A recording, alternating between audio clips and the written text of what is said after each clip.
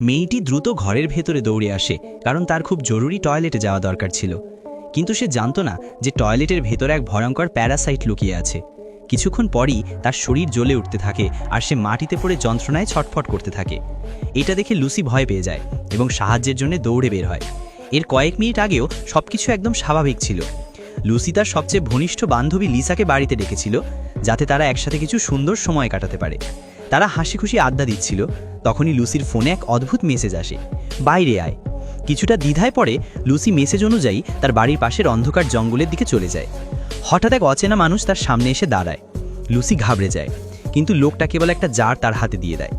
সেই জারের ভেতরে একটা অদ্ভুত কৃমি ছিল। লুসি খুব একটা গুরুত্ব না দিয়ে জারটা নিয়ে বাড়ি ফিরে আসে। কিছুক্ষণ পরে ক্লান্ত লুসি বাথরুমে যায়।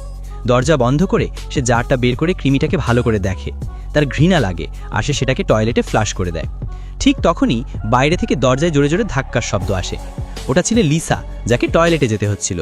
লুসি দরজা খোলে আর লিসা তাড়াতাড়ি ভেতরে ঢুকে যায়। কিন্তু টয়লেট ব্যবহার করার সঙ্গে সঙ্গেই সেই প্যারাসাইট লিসার উপর আক্রমণ করে। মুহূর্তের মধ্যেই লিসার পুরো শরীরে কাঁপতে শুরু করে আর সে মাটিতে পড়ে খিঁচুনি খেতে থাকে। লুসি আতঙ্কে চিৎকার করে এবং তৎক্ষণাৎ অ্যাম্বুলেন্সে ফোন দেয়। অ্যাম্বুলেন্স আসে, দুজনকেই নিয়ে হাসপাতালে রওনা দেয়। কিন্তু রাস্তায় অদ্ভুত কিছু ঘটে। লিসা হঠাৎ চোখ খুলে ফেলে। লুসি তাকে জড়িয়ে ধরে খুশিতে কেঁদে ফেলে, কিন্তু সে জানে না আসল ভয়াবহতা তো এখনই শুরু হতে চলেছে।